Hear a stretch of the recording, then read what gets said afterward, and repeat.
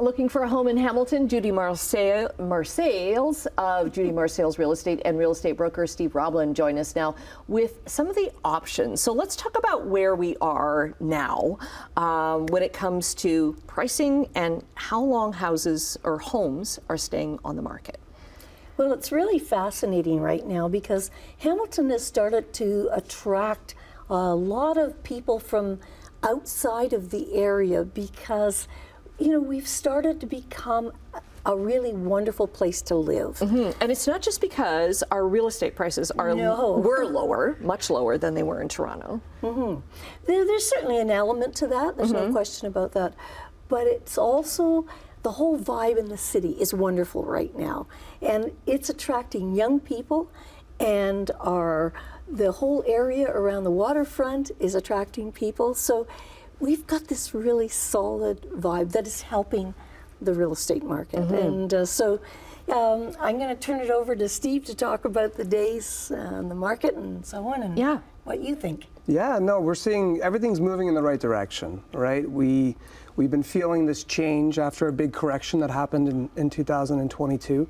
And the momentum is moving where we want it to move. There's great opportunity here, but you need to really work with someone that knows what they're talking about and take your time to really understand the nuances of not just the market, but the different neighborhoods. So there's lots of differences we find throughout the city. Right. You specialize in Dundas. Yes, I do. That's where I live with my family, and I love the community. I drink the Kool-Aid there, so I'm very, very, very fond of it. I think it's a great place to live. And then it's proximity to the rest of the city, and then, you know, into transit to get back into Toronto if you needed to. So lots of opportunity there if you want to kind of, you know, be away from it, but still connected to it all. Let's talk about what kind of homes are selling right now. What's hottest right now in Hamilton? Is it condos? Is it duplexes? Is it... Well, it's interesting you ask that because we're going through a demographic shift right now. And we were believe the second oldest demographic, and the baby boomers, that is, and then we've been overtaken by the millennials. So that creates a different demand cycle, and they're looking for proximity to schools for young families. They're looking for proximity to parkland, and you know, certainly interactive communities are very important to them. So I would walkability. Oh, absolutely, is huge. Yes. So I would suggest that there's certainly areas of the mountain that are very busy right now. Downtown, of course, is very busy right now. Westdale is very popular. And, you know, elements of Stony Creek, actually Stony Creek had an uptake this past month. So, you know, it goes right across the broad spectrum of our community, which is wonderful. How long are our homes staying on the market? It's not this, you know, we don't have the multiple bidding wars anymore where a house is gone before it's even officially listed kind of thing. What are we looking at now? What can, if you're listing, what can you realistically expect? Yeah, I think on average we're seeing as low as about 20 days up to some regions are still in the 30s, 35 days to sell.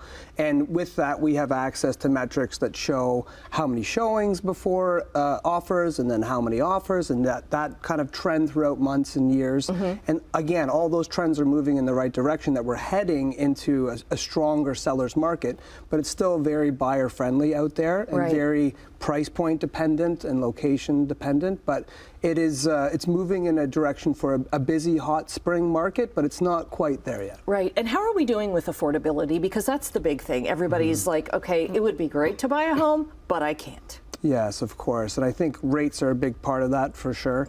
So people are waiting and hoping for some good positive news to come next week with the roadmap that the federal bank is going to lay out for us.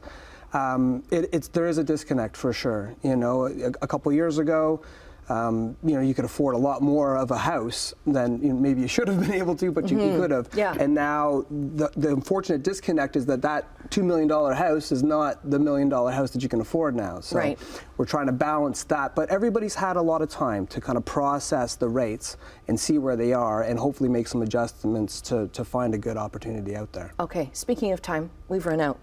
So we'll have to have you back then. Judy and Steve, thanks very much. We'll get all your socials up on our website, chch.com/morninglive.